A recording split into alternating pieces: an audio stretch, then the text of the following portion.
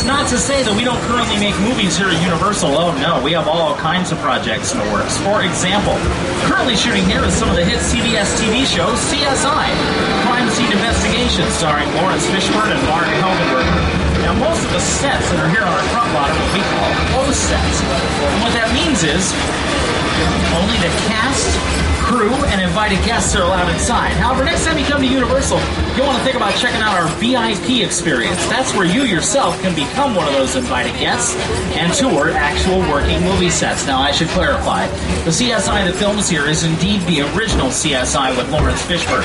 Not CSI Bakersfield, not CSI Sheboygan, not CSI Hackensack, but the original CSI. Now, over here on your right is Stage 28, one of the oldest sound stages in Hollywood. Now, over the years, hundreds of movies were shot inside 28, but it's well known for its very first production. You see, in 1925, Stage 28 was built to house the elaborate Paris Opera House set from the Phantom of the Opera, starring Lon Chaney, the man of 1,000 faces, in one of his most terrifying roles.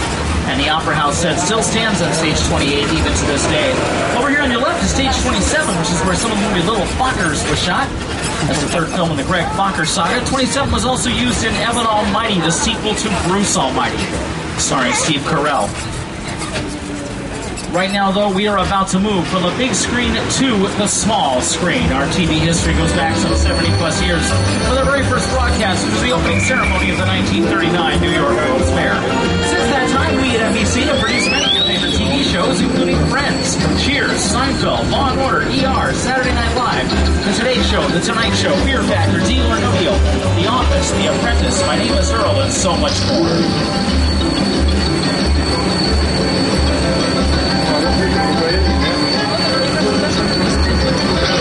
Now, a lot of those TV shows, hello Shag, hello Scuba, how you doing?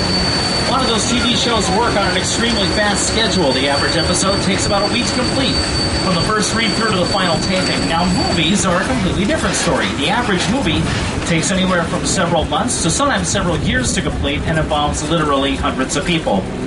So where do all these movies and TV shows come from? Well, a lot of them come from these bungalows over here on your left-hand side. These bungalows house production offices for producers, directors, writers, and actors who currently have a development deal with the studio.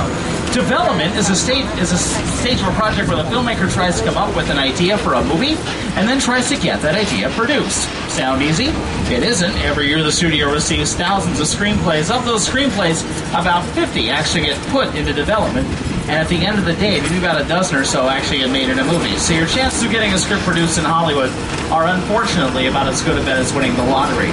However, keep in mind, when lightning strikes, the rewards can be amazing. I mean, think about it. Money, power, money, fame, money. You know what, Jade? There might be something to that. I'm not sure. Yeah. Anyway, my name is Mr. Potato Head over there on your left. He is a sign of our new deal with Hasbro. We got a deal with Hasbro. We're making movies based on, I'm not making this up, your favorite board games. First up will be Monopoly, the movie. Other projects are going to include Candyland, the movie, Battleship, the movie, and Ouija Board, the movie. Although, personally, the one I want to see is Hungry Hungry Hippos, the movie. That's the one I'm waiting for. Makes me wish they were really doing that one, too. Anyway, right now, we are about to enter the Backlot, where the world is literally just around the corner. Now, we shoot the big stuff out here, exterior scenes on a large scale. Now, take a look at your screens, folks. I'll show you how our backlot works. A lot of what you're going to be seeing today are not real buildings. They're what we call facades, which are just the fronts and the sides of buildings.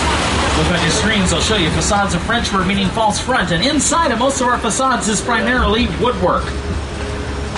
Some of our facades don't even have insides. Look at these. And then there are some buildings on our lot that are called practical sets. And that means that we can shoot inside of them as well as out, just like this one. Right now we are going through the metropolitan section of our lot, and these are some of the newest structures on our lot. And the reason that I say they're new is because on June 1st, 2008, these sets burnt down in a terrible, terrible fire. And we knew all along that these sets must be rebuilt, and the design process began immediately. It's the original. Not yet, Pete. Based on decades of experience from some of the top filmmakers in the industry, we assembled an award-winning team to create new and improved backlot locations. Now, 3 whole years after this tragic fire, we are proud to be taking you through the largest set construction project in the history of Hollywood. You folks are truly a part of history.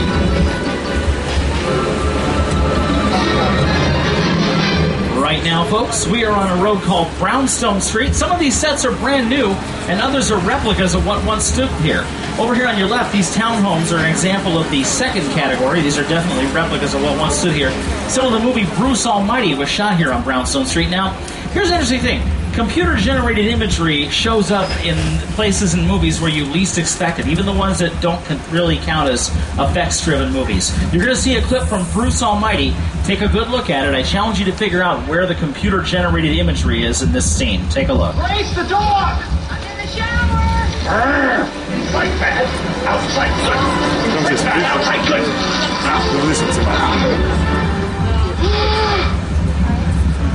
Oh, you're done now.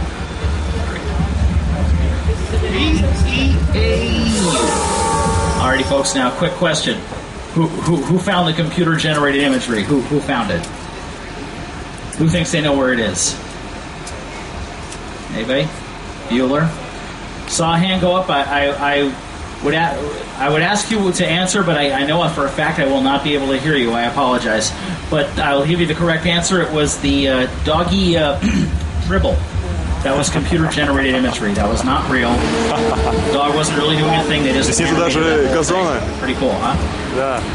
Anyway, right now we are about to turn onto the, if you will, main drag of our metropolitan area. This is called New York Street. Now, our pal Jimmy Fallon is actually from New York. He got a start on Saturday Night Live, and he continues to do his late-night show from New York even to this day. In fact, he's at this moment prepping for his late-night show, so he's actually in New York right now. He does have a few minutes to talk to us. So let's see if I can bring him in via satellite. So here he is, Mr. Jimmy Fallon, live from New York. I always wanted to say that. Hey, everyone. Welcome to New York. I got my start right here in New York on Saturday Night Live. This is actually my old neighborhood. Once got mugged over there. An old woman. Tough lady. This is my favorite hot dog guy. Hey, buddy. How's it going? Remember me? No. Just like old times. Gotta love New York City. Hey! I'm walking here! I'm walking here! Hey, it's cool, guys. I was just walking there. So it's not exactly New York, but a lot of times when you see New York in the movies, it was shot right here on the Universal Metro sets. If you can make it here, you can make it anywhere. Even if you make it here on the Universal lot. That's absolutely right. Already we've had a few high-profile flicks shoot here on New York Street. By high-profile, I mean big summertime tentpole blockbusters based on comic book characters. Captain America: The First Avenger, currently in theaters. That's shot on New York Street. Also, The Amazing Spider-Man and Transformers. In fact, next spring, 2012, we're going to have a brand new Transformers ride right here at Universal Studios Hollywood. And it's going to be in 3D, too. But speaking of 3D attractions, let's talk about our newest 3D attraction. And here to tell you more about it is the creator of the attraction, Mr. Peter Jackson. It's the original King Kong that made me want to direct movies. I saw that movie on TV when I was about 8 or 9 years old, and I wanted to become a filmmaker. I like films that just take you away from your real life and sweep you up an adventure. Kong literally does that. I mean, you're on board the ship, you're sailing to a lost island, you're encountering monsters and creatures from, prehistoric times. So I was thrilled when Universal invited me back to Skull Island, and it's great to have you along for the ride. Now, we have created this 3D immersive experience, so you're going to have your glasses ready. Don't put them on yet, but just have them in your hand because we're about to return to Skull Island. That's right. Now, when we get to Skull Island, you're going to experience Kong in a way you never have before. And for those of us that are fans of the blockbuster film, it's a chance to continue the story of King Kong right here at Universal Studios. So here's Pete to tell us a little bit about this new chapter in the life of King Kong. The Universal tram is winding its way through a very rough, narrow trail in Skull Island, allowing the visitors a little sneak peek at some of the wildlife of Skull Island.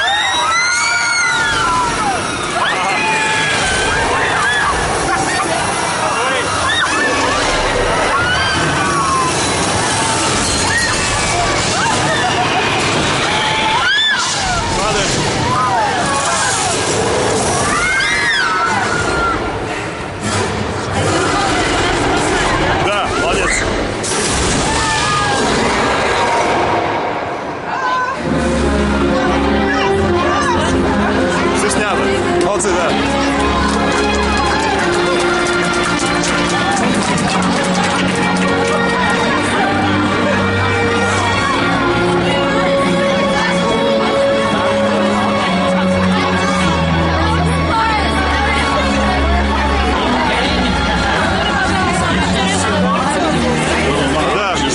Intense 3D experience of Yes, I am required to say it just like that. King Kong 360 3D, what you guys think, huh? Sweet, that's what I wanted to hear. That epic battle was projected on the world's largest digital 3D screens. They stand 40 feet tall, and they are 180 feet long. And the film was created by Peter Jackson and the team at Weta Digital. The filmmakers at Weta have won count 5 Academy Awards, and they have worked on such films as King Kong, The Lord of the Rings trilogy, and Avatar. Now, I can honestly tell you, you will not need your 3D glasses for the rest of the tour, but hang on to them. We're going to have a place for you at the end of the tour. Now, King Kong is one of the newest experiences on our studio tour. We're always trying to come up with new and exciting things to show you. Right behind it, over here on your right, is one of the oldest experiences. It's the collapsing bridge. In fact, here's how the bridge looks on film. Take a look.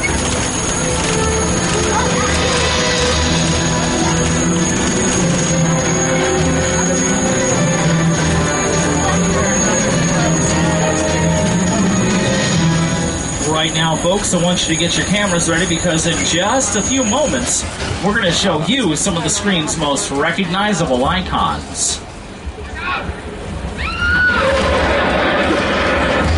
Now, what you're going to be seeing on your left-hand side as well as on your screens are some great examples of what we call picture cars. A picture car is any car that's seen on camera.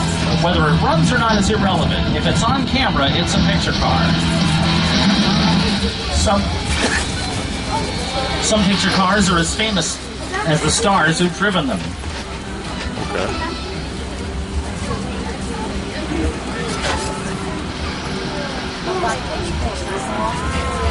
And over the years, folks, picture cars have gotten bigger, badder,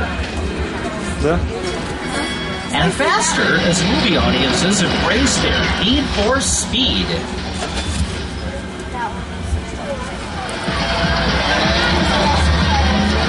Speaking of embracing one's need for speed, one of our biggest films to use picture cars was the third film in the Fast and the Furious series, Tokyo Drift.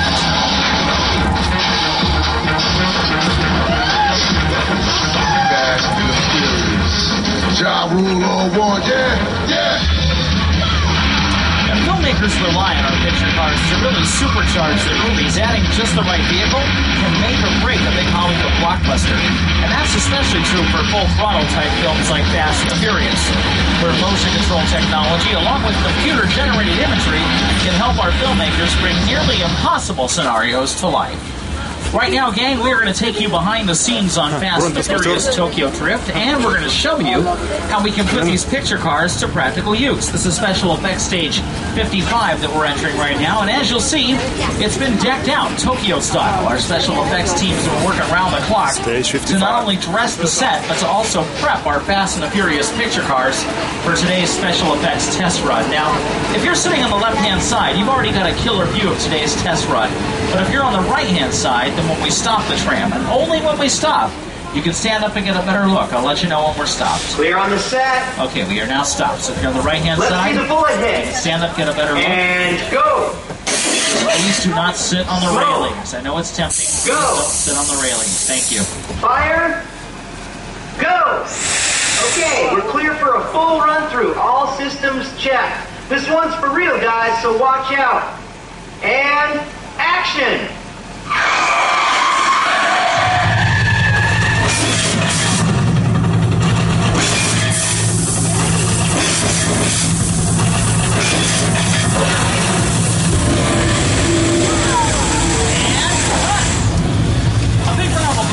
For Carnage and Karma examples of motion control technology. Take them out, boys! Oh, that's awesome. You got any other cool moves for us? Well, ask a silly question.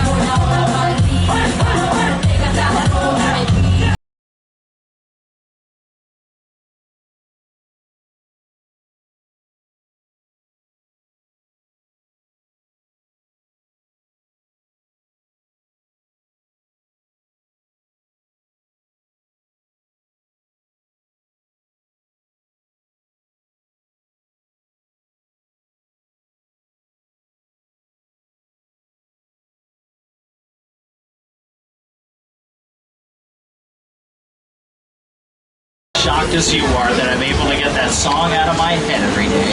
Now, motion control robotics like Carnage and Karma can take incredibly precise direction, and they can perfectly repeat their performances over and over and over again, all without ever questioning their motivation. Right now, we're about to move from the mean streets of Tokyo to a little island just off the coast of Costa Rica. To Jurassic Park. Yes, folks, we have some props and vehicles from all three of the Jurassic Park films coming up on both sides of the tram. Now, since the last Jurassic Park movie was in the summer of 2001, I think it's safe to assume that dinosaurs are extinct. Look out.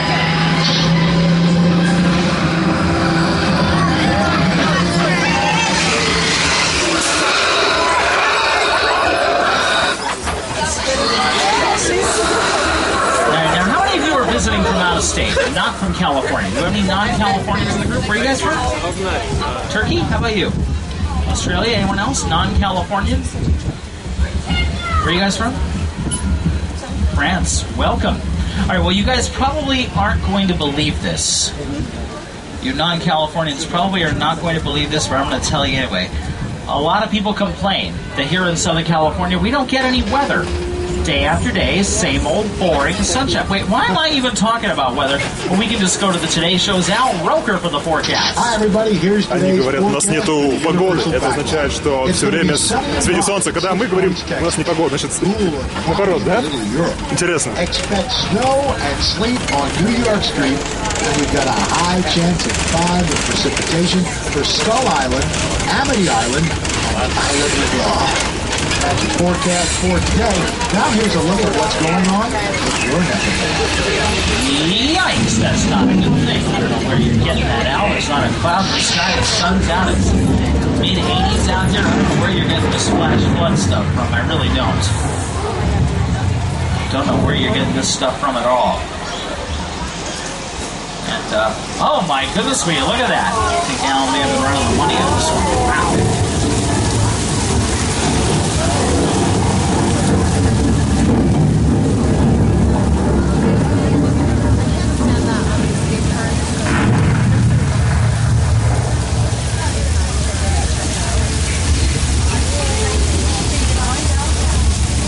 Well, don't worry, folks. If we were in any real danger, why, we'd hear a distant rumbling sound.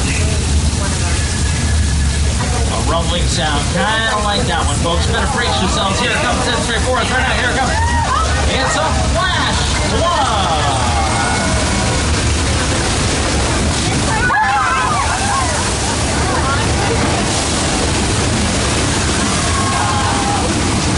Obviously, Alan, after playing a little bit of a gag on you here, that flood is created by dumping thousands of gallons of water from the top of the hill. The water's going under the bridge is being recycled back up to the top of the hill. The rain you're seeing is created by sprinklers high up in the trees. They're called rain towers, and what they do is they spray the water up into the air so that it falls down naturally, just like rain. Now, I don't know how many aspiring actors we have on the tram today. I have to tell you, there's a moment in every actor's career, I don't care who you are, where you have to do something so ridiculous, off the wall, uncomfortable, undignified, that all you can say to yourself is, so this is showbiz. Take a look at this clip from the movie Big Fat Liar. I think this may have been one of Oscar nominees, Paul Giamatti's moments. You can't outrun the wolf, kid! Yeah, look, you got that. Hang on, funny folks! Now, imagine, if you will, that it's you filming that scene instead of Paul Giamatti. You get washed down the hill, the director yells cut, you stand up, you're dripping wet head to toe, and the director says, perfect, let's do it again. It does happen, let me tell you. Right now we are entering one of the western sections of our lot. This is called 6 Points, Texas, and here are two of my favorite cowpokes to tell you a little bit more about it.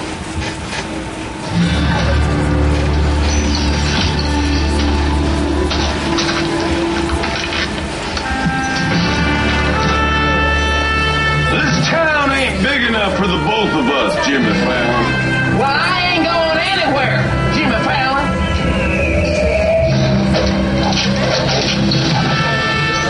Now look here.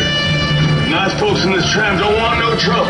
They just want to check out 6 Points, one of the oldest sets on the Universal line. I hear this is where John Wayne and Jimmy Stewart shot a few of their westerns. That's right. That's where I aim to shoot you. Looks like we got ourselves a Mexican standoff. Lucky shot. Now, what say you mount up and get out of town while the getting's good? All right. Well, I'll see you again, Fallon. Oh, you can count on me. Now, get. This is the beginning of a beautiful friendship. We just have to talk it out, that's all. Alrighty, folks. Now, if you take a look around you might notice some of the doors are just a little bit smaller than they normally would be. That's so we could put the cowboys in front of them and they would look bigger, brawnier, and more husky.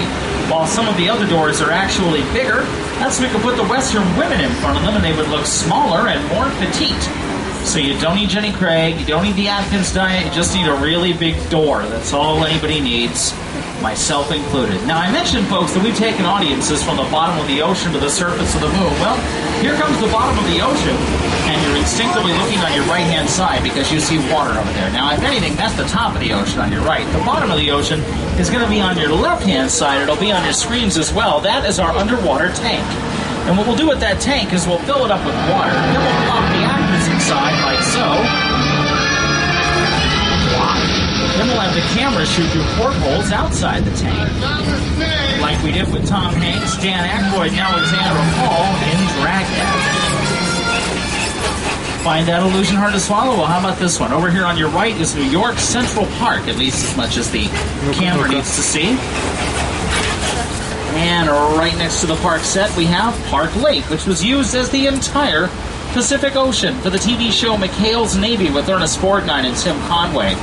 And you're probably thinking, Peter, how would they do that? The lake is so small. Well, it's the same principle that we used to film this scene from Peter Jackson's King Kong. This is the SS Venture arriving on Skull Island. Check it out.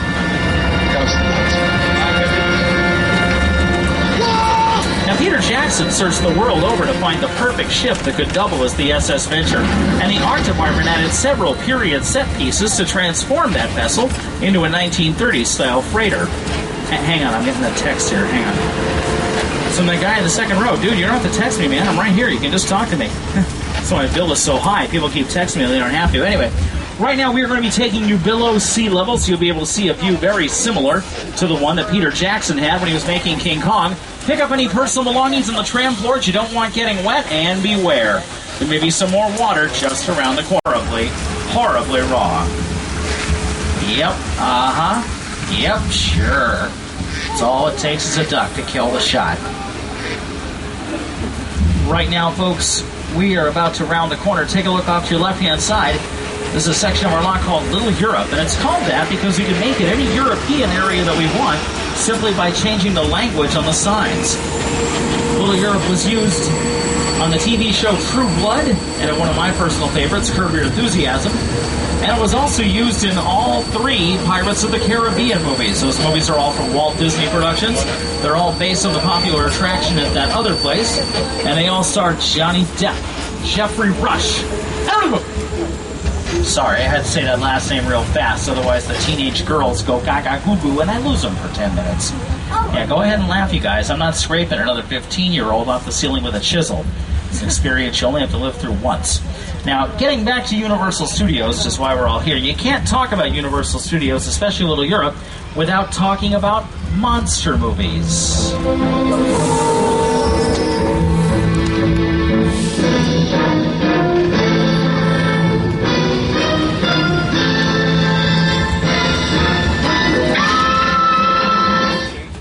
What? Alright, look, I know I don't look like Orlando Bloom or Brad Pitt or anybody like that, but come on, that's a little over. Anyway, right now we have a real treat in store for you. We are taking you inside of a working soundstage. This is soundstage number 50 that we have coming up.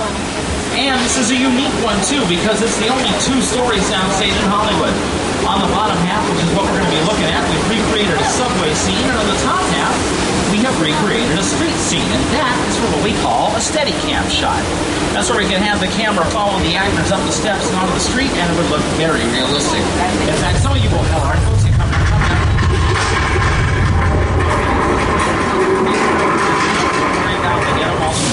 Alrighty, folks, come right. Who's right time again? Remain seated.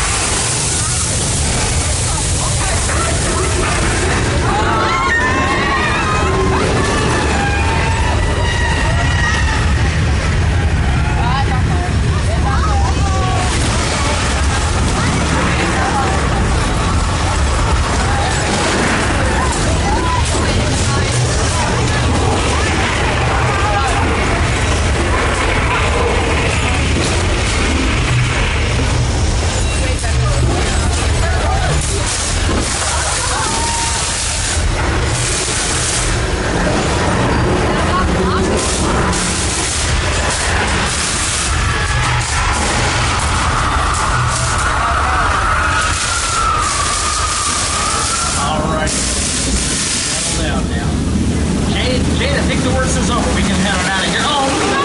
Water main broke on the right-hand side.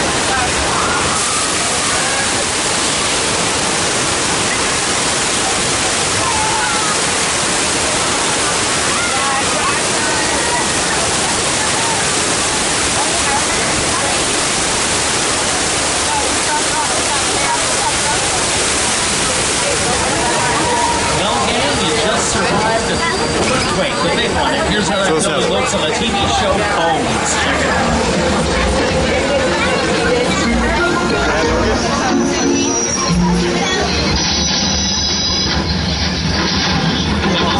What's going on? Let's get out of here! The water main just broke!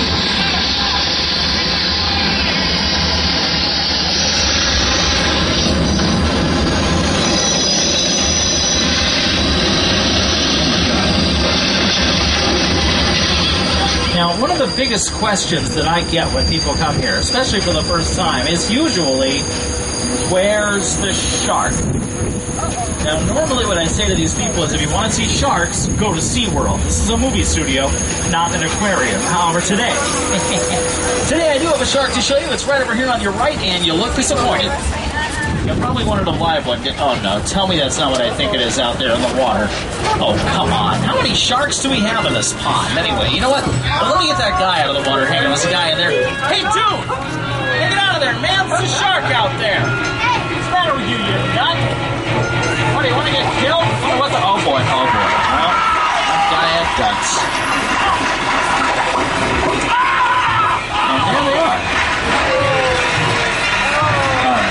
Obviously, our guys caught a shark, not the shark. Please stay seated, everybody. Please stay seated, thank you.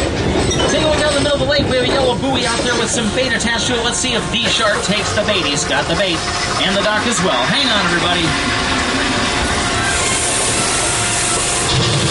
There's something you don't see every day, unless, of course, you're me.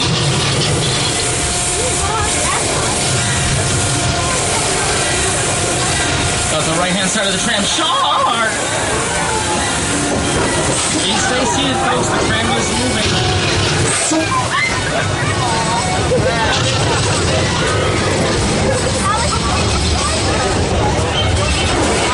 Well, you just survived an encounter with Bruce, the mechanical shark from Jaws.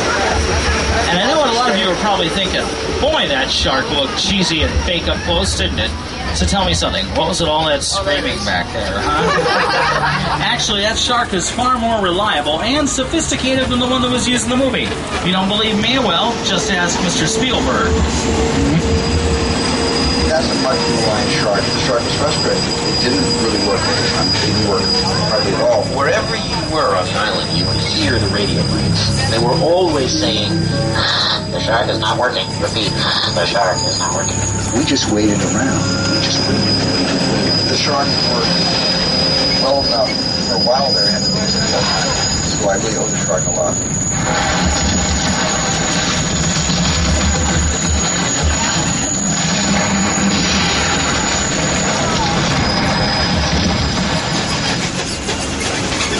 Isn't that a great shot? By the way, gang, did you know that Bruce the Jaws shark was actually named after Steven Spielberg's lawyer? Yes, indeed. No, he was not named after the shark from Finding Nemo. Our Bruce came first. Now, there's a modestly successful little TV show on ABC right now, which you may or may not have heard of. It's a mere trifle of a show. A little something called Desperate Housewives. Do we have any Desperate Housewives fans in the tram today? One lady raised her hand kind of timidly. Okay, well, ladies, let me explain something. Watching Desperate Housewives doesn't mean you are one. It just means you watch a show. Whether you watch it or not, whether you admit you watch it or not, get your cameras ready. We are about to turn on to Wisteria Lane. That's right. Now, these houses weren't always used for Desperate Housewives. They've actually been standing here for a number of years. Take, for instance, on your left-hand side, Gabrielle's house, this orange one. That was also Jimmy Stewart's house from the movie Harvey. Right next door, this lavender house, the one that Bob and Lee live in, that was also 1313 Mockingbird Lane, the home of the Munsters. And right next door to that, Susan's house, this yellow one coming up on your left, that was the Hardy Boys' house. Parker Stevenson and Sean Cassidy live there. Over here on your right-hand side, Bree's house, the one with the brick pathway. That was the Hanson home from Providence. And on your left-hand side, Lynette's house. That's the green one on your left. That was Ronald Reagan's house from the movie Bedtime for Bonzo. Now, this is just me, folks, but I think that Bedtime for Bonzo should be required viewing in school history classes because, think about it, where else? Where else do you get to see a United States president get mashed potatoes flung in his face? If you don't believe me, watch the movie. It happens. Now, for those of you that are not familiar with Desperate Housewives, both of you, here's a quick primer. Check this out. The next morning, Edie Britt decided to announce her return to Wisteria Lane. Okay, you're not going to believe this, but she's back.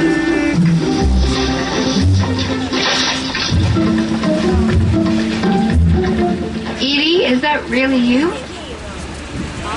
You know someone else my age with a body like this?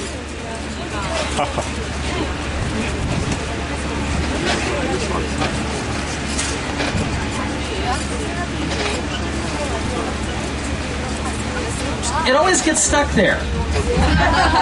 I don't know why it always gets stuck right there. It's just, oh well, I guess we're going to have to stare at Edie in a bathing suit washing a car for the rest of the tour. Oh, man. Young man, I hope your girlfriend's not on the screen right now. Let's just say I've seen game show hosts with smaller grins and having to give this thing a smack. Ну, не знаю. Well, what happened to your tenant? Пока не видели. He came into some money and decided to move. He thought, what the heck? Let's move back. We? Oh, you don't know. I have a husband now. Really? Who's? Oh, see? Yeah, this is Edie we're talking about here now. You know who lives... Hi, guys. You know who lives just up the hill from the Desperate Housewives? Try the Desperate Who's Wives, as in Wives of the Who's, as in the Who's, from Dr. Seuss's How the Grinch Stole Christmas. Here to tell us, bless you, here to tell us a little more about the Grinch is the film's director, Oscar winner, Ron Howard. One of the biggest creative challenges that we faced on How the Grinch Stole Christmas was to bring the storybook world of Dr. Seuss to life. Some of the most talented artists in Hollywood worked for months to create a living, breathing Whoville. When it was all done, they had built an entire city. And the fantasy world of Dr. Seuss became a reality. Thank you very much, Ron. That movie is currently available on DVD. And hey, look at that. Look where we just happened to end up. Coming up over here on your left-hand side, soon to be on your right-hand side as you round the corner, it's Whoville from The Grinch. Now, The Grinch starred, of course, Jim Carrey, co-stars Jeffrey Tambor from The Larry Sanders Show, and Christine Baranski from Mamma Mia. And The Grinch was narrated by Sir Anthony Hopkins, who actually, believe it or not, makes an appearance in the movie, munching on roast beast with some fava beans and a nice Chianti. No, I'm kidding. All he does is narrate the film. He doesn't appear in it. He is best known, however, for appearing as the psycho killer Hannibal Lecter in that famous trilogy of movies. But right now, I think we need to talk about a different kind of psycho. I think we need to talk about Alfred Hitchcock's kind of psycho. Coming up over here on your right is the Bates Motel with the famous Psycho House right behind it. And I don't know what that guy's doing. Anyway, folks, we're going to pause here for just a minute. We're going to let you get some pictures of this world-famous set, and you can, Photoshop out Whoville if you have to. Because let's face it, if you have Whoville in the background, it kind of kills the effect. So you want to try and get rid of that if you can. And okay. Now, folks, if this were Halloween Horror Nights, I would not be shocked. But the fact is, it's August. Nothing happens in August. Sir, I know August is a boring month, but I think you went a little overboard. Well, okay. If I didn't know any better, I'd say that was Norman Bates over there. I'm a little freaked out by this. Yeah, you know what, Jade? We've overstayed our welcome. Might be a good idea if we checked out of the Bates Motel. Yeah, I think that's a good idea. Okay, folks, keep your arms and legs inside. If you lose a limb, it just creates more paperwork for me. Folks, please stay seated. There you go. And now, folks, coming up is one of the most impressive movie sets ever built. The spectacular crash site from Steven Spielberg's War of the Worlds. We're going to take you right into the heart of this colossal set, and we're actually going to stop the tram specifically so that you can stand up and get some amazing shots. So hang on tight, everybody, and have those cameras ready. Now, this amazing set is what remains of the neighborhood where Tom Cruise hides out in the movie. And yes, folks, that is a real plane that was destroyed just for this scene. Okay, folks, we are now stopped. You may now stand up, get as many shots as you'd like. And now, here's production designer Rick Parker. Airplane crash site set is a perfect example of a set that is all designed around the vision that Steven had. When we first began to sit down to talk about the War of the Worlds, I thought, what if the 747 goes down right in a big neighborhood? Because it's just something you don't see. You're doing good. You're doing good. Keep your eyes on me. Listen, I want you to close your eyes, okay? Got them closed?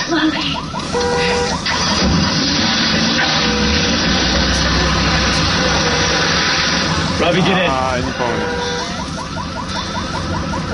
Get in. Alrighty, folks. Now, how many of you have seen Jurassic Park 3? Show of hands. Chippy 3? Alrighty, take a look right behind the airplane tail on your left. You might catch a glimpse of one of the InGen lab buildings from Jurassic Park 3. And here's a little something to snack on, folks. That building was sitting there the entire time they were making War of the Worlds. Just to keep that in the back of your heads the next time you watch War of the Worlds.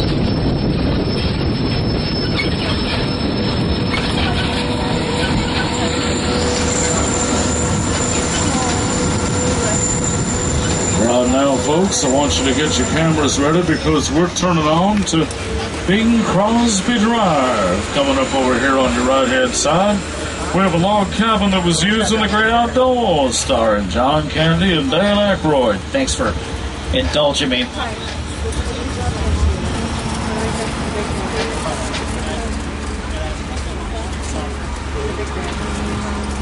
Right behind the log cabin over there on your right is Falls Lake. There's no water in it, but trust me, it is a lake.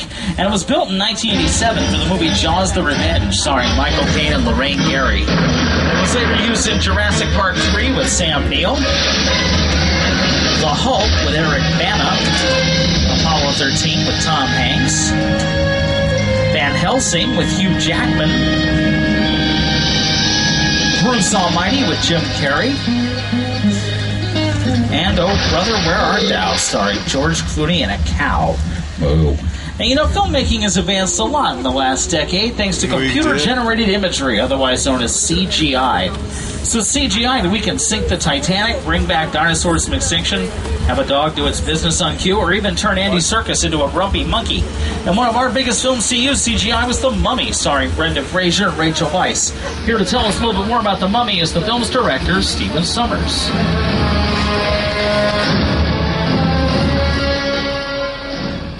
I'm Steven Sommers, the writer-director of The Mummy. When I began this project, I knew it was going to be a challenging shift.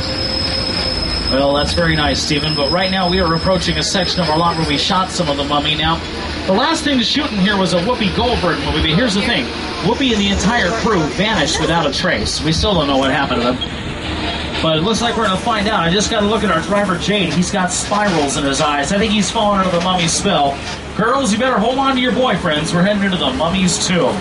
By the way, folks, you don't need your 3D glasses in here. Uh-oh, someone robbed the coffin. Oh, man, scarab beetles. Seems to be the lilies.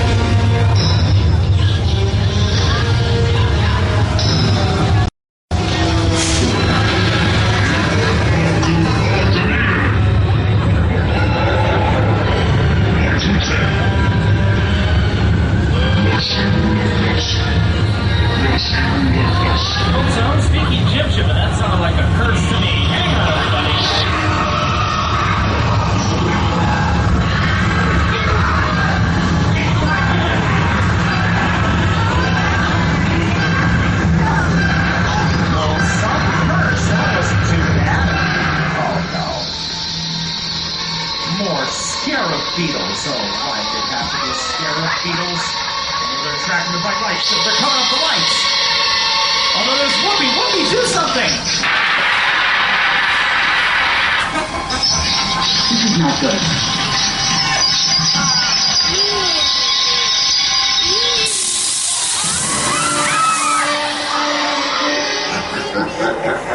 Congratulations, folks! You just survived the Curse of the Mummies 2. And why are you all staring at me? What, is there something on my face? What are you looking at me like that for? What? No, I'm okay. You're okay. Everybody's okay. Whoopi's okay. Jimmy's okay. Jimmy! Dude, speak to us! Well, I can't believe it. We've made it to the end of our tour, you guys. How about Peter? And Jay! Weren't they the best? Hey, before we go, I'd like to sing you a little song I made up. I was just 5 years old. It's called Tramtastic. We had a real good time together. Now the ride is done. We saw some crazy cool stuff. And we had a lot of fun. This tram has made its final stop. But don't be sad and blue, 'cause there's still one more thing that I'd like to say to you. Have a tramtastic day. Have a tramtastic night. Watch your step as you exit the tram, and everything will be alright. Come on, have a tramtastic day.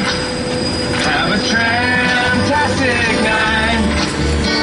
Just watch your step as you exit the tram, and everything will be alright. Just the dads now, and everything will be alright. Just the moms, and everything will be alright.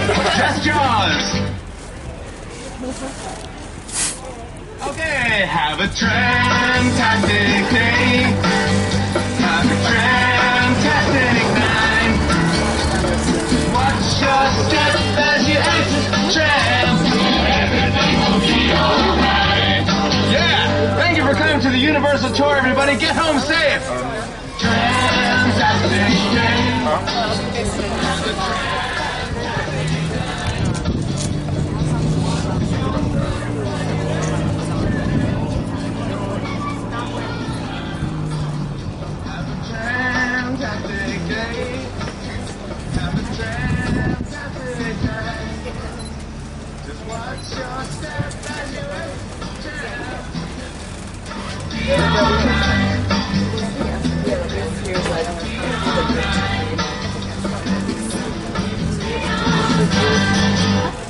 Alrighty, folks, I want to show you a few things over here on the valley, over here on your right-hand side. A lot of what you're seeing out there is the town of Burbank. Those big tan barn-like buildings in the distance are our neighbors, the Warner Brothers.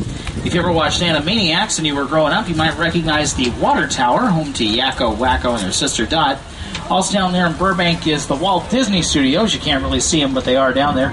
And NBC4, which is our local affiliate here in LA. That's where Jay Leno does The Tonight Show, among other things. Now, some people like to ask me, can you see the Hollywood sign from here? The answer is no, you cannot. It's on the other side of that mountain on the right there. That's Mount Lee. However, if you were to get in a helicopter and go up and over the Hollywood sign and go behind it, this is what you'd see, Burbank. In fact, you might even recognize... You can't see the Hollywood sign from here, unfortunately, but what you can see is the Burbank B. See that letter B in the mountains there? That stands for Burbank. A lot of the smaller towns here in Southern California like to put just the first letter of their town up in the mountain, I guess so you don't get lost. But there's a B in Burbank, a G in Glendale, an M in Monrovia, a D in Duarte. And if you watch the movie Cars, when Lightning McQueen goes to Radiator Springs, there's an RS in the mountains for that. Radiator Springs. Now, you might also recognize a golf course down there. That is the Lakeside Country Club. A lot of golf aficionados like to ask me if that's part of our property. The answer is, again, no, it is not. That place was actually founded in the 1920s by a bunch of actors who wanted to play golf where they wouldn't be looked down upon by the upper crust, because at that time, acting was considered a lowly profession. And you're probably thinking, wait a minute, acting, lowly, how many gajillions of dollars did they get for a movie? Well, that's today. See, back in the 20s, about half the actors on film were living from hand to mouth and getting hit in the face with pies on a regular basis. So it was a little different than it is now. Nowadays, ironically enough, that is one of the most exclusive golf courses in the country. We're talking 2 arms and 2 legs for 9 holes, and that's if you're a member. And if you want to hit an actor with a pie, you generally have to pay them extra. I'm not kidding, folks. The Screen Actors Guild, which is the union that regulates actors on film, that they count getting hit with a pie as a stunt. So you get stunt pay for that. Pretty cool, huh?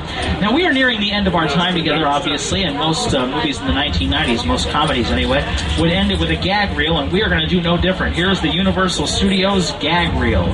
Hey, son, Paige. Yeah. What do you think, son? Good, they're rolling through.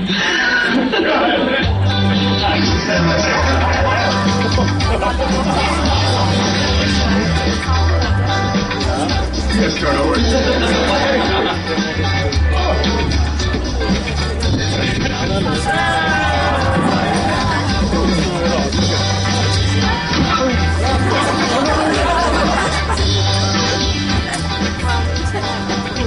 We can't get the rest around the leg move. That ain't funny.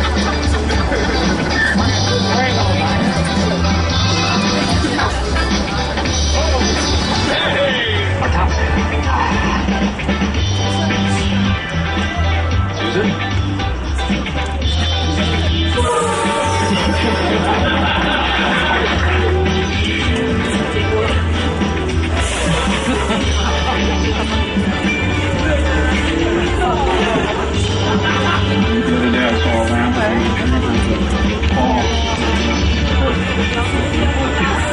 Yes.